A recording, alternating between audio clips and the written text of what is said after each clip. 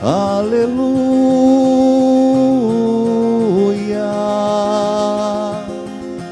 aleluia,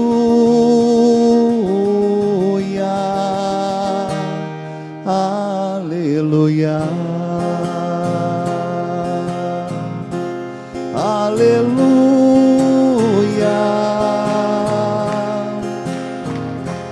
aleluia, aleluia.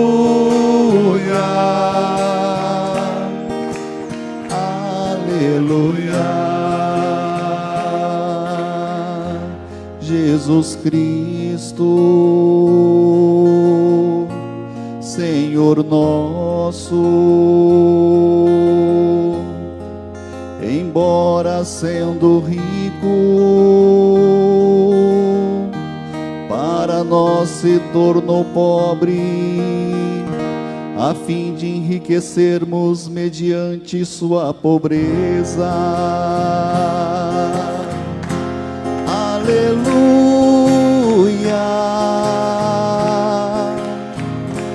aleluia, aleluia. O Senhor esteja convosco. Ele está no meio de nós. Proclamação do Evangelho de Jesus Cristo segundo Mateus. Glória a vós, Senhor. Naquele tempo, Jesus disse aos discípulos: em verdade vos digo, dificilmente um rico entrará no reino dos céus, e digo ainda, é mais fácil um camelo entrar pelo buraco de uma agulha do que um rico entrar no reino dos céus. Ouvindo isso, os discípulos ficaram muito espantados e perguntaram: então quem pode ser salvo? Jesus olhou para eles e disse: para os homens isso é impossível, mas para Deus tudo é possível. Pedro tomou a palavra e disse a Jesus: vê, nós deixamos tudo e te seguimos. O que haveremos de receber? Jesus respondeu: em verdade vos digo, quando o mundo for renovado e o Filho do Homem se sentar no trono de sua glória, também vós que me seguistes, havereis de sentar-vos em 12 tronos, para julgar as 12 tribos de Israel. E todo aquele que tiver deixado casas, irmãos, irmãs, pai, mãe, filhos, campos, por causa do meu nome, receberá 100 vezes mais, e terá como herança a vida eterna. Muitos que agora são os primeiros serão os últimos, e muitos que agora são os últimos serão os primeiros. Palavra da salvação. Glória a vós, Senhor.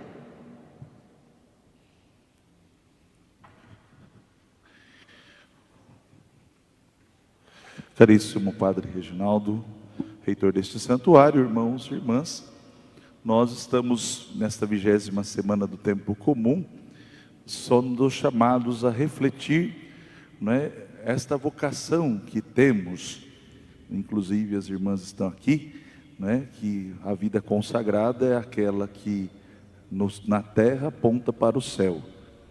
Mas de uma certa forma, abrangentemente aquilo que elas são sinal, todos nós somos chamados, porque pelo nosso batismo fomos consagrados a Deus para dar uma resposta.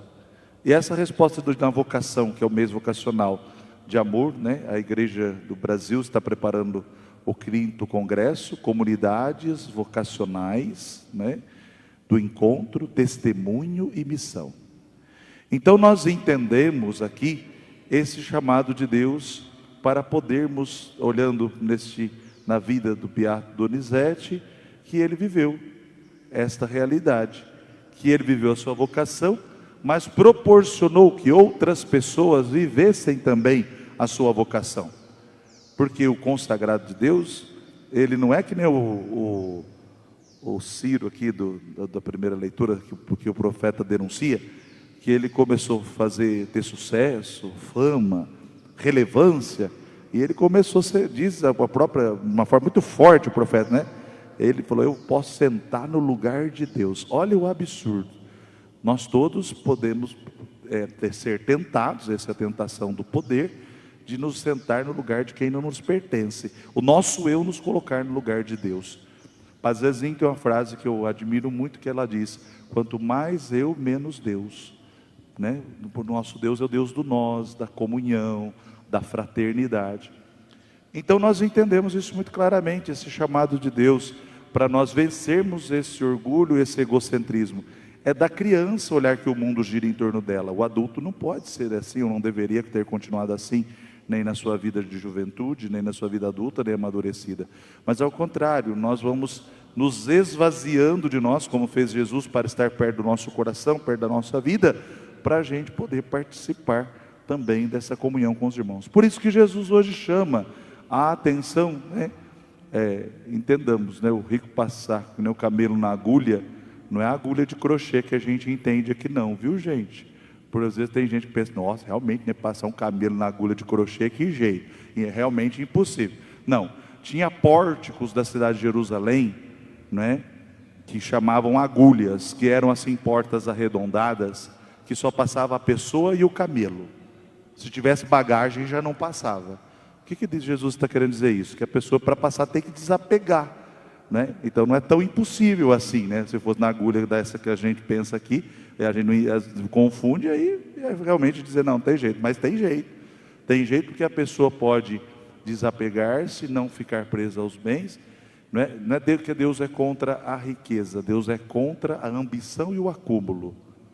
E aliás, riqueza mesmo para quem é cristão não é ter grandes bens, grandes posses, porque se a gente realmente tiver muito, a gente vai ter que tirar de um monte de gente, porque vai ficar sem nada, porque no nosso mundo funciona assim, existe uma divisão de recursos e de bens, que a igreja, também na sua doutrina social da igreja, nos ensina, que é para o bem comum de todos. Então se a gente quiser acumular demais, a gente vai permitir que outras pessoas passem por necessidade, como estava acontecendo com aquele reino, como na primeira leitura, que foi denunciado pelo profeta, e disse, olha, do jeito que você está lá em cima, você vai cair no chão, desse jeito, pelo seu orgulho, você vai ver onde você vai parar, não é? Então Deus não quer isso para nós. E depois, continuando, na vocação ali de Pedro, quando faz aqueles questionamentos com Jesus, Jesus fala de quem deixa tudo, renuncia a tudo, né, vai ganhar assim o cêntuplo, vai ganhar, até deixa os discípulos a possibilidade deles serem até os julgadores das tribos de Israel. Mas também tem uma outra passagem que Jesus diz, vocês ganharão o cêntuplo, mas com perseguições, né?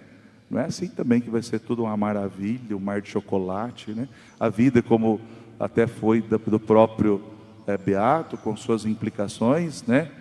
Eu posso dizer com muita propriedade disso, daquilo que ele enfrentou em Vargem Grande, se opondo exatamente aos poderosos que se colocavam no lugar de Deus e achavam que podia tudo contra todos e contra os pequeninos que eles exploravam. E foi isso que dessas denúncias e essa forma de entender o Evangelho profeticamente que fez com que eles se armassem e quisessem colocar, né, o Beato para fora, porque não queriam ouvir a verdade, como o profeta Ezequiel hoje aqui está dizendo.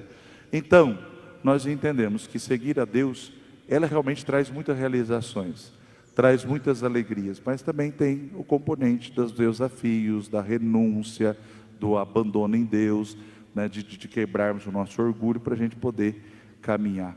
Mas no final das contas, Deus quer aquilo, né?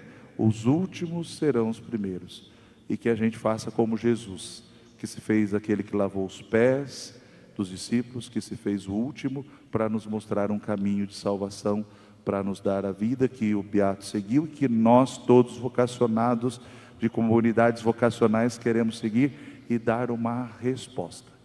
Mas é bom saber, né, que a gente ganha irmãos, que a gente ganha família, que a gente não caminha sozinho, né? O Padre Reginaldo disse aqui da nossa mais de 30 anos de amizade e de caminhada juntos desde o seminário no ministério. É uma alegria podermos estar aqui então celebrando nesse dia de hoje, e com a minha família paroquial hoje também, que Deus me proporciona, que é a paróquia Nossa Senhora da Luz, tantas pessoas importantes que a gente vai ganhando em favor do reino de Deus. Então peçamos hoje nessa Eucaristia que nós tenhamos bem atento, não nos deixemos seduzir pela vaidade, pelos bens e pelo orgulho, e que Deus, nesse chamado concreto, nos ajude mesmo a nos fazer últimos como Ele foi, para ser os primeiros a amar, a evangelizar e a levar a alegria do Senhor. Vocês viram a Nossa Senhora no fim de semana, né?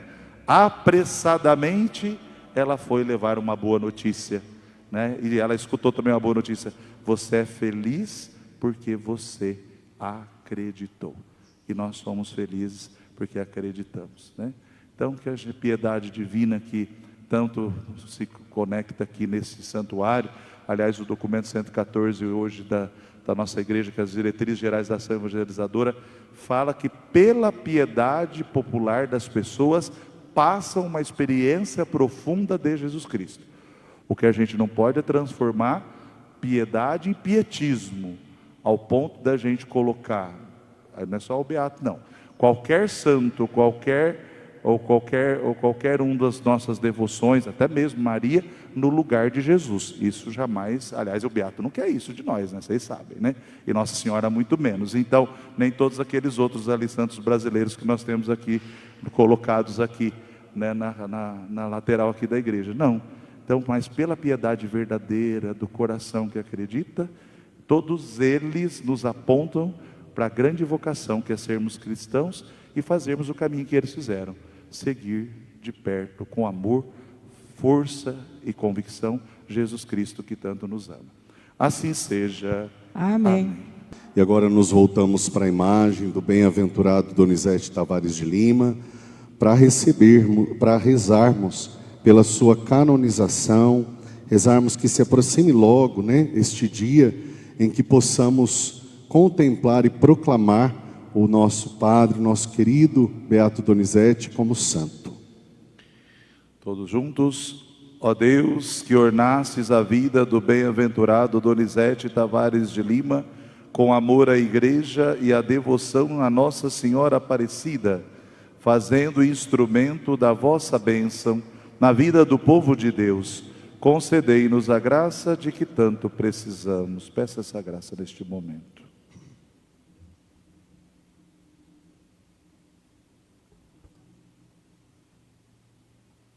Por nosso Senhor Jesus Cristo, vosso Filho, na unidade do Espírito Santo. Amém. Amém. E com todo amor, com as mãos estendidas, recebamos a bênção gravada do bem-aventurado Donizete.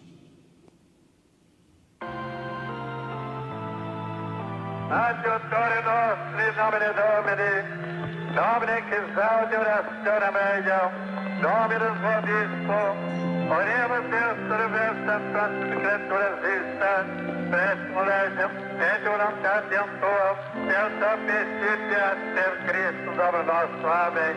Benedictio Omnipotens, Pater Spiritus Sanctus, descende vos, manifestem. Amém. Viva o Padre Donizete! Viva! Viva o bem-aventurado Donizete! Viva! Viva Jesus Cristo, Senhor! Viva!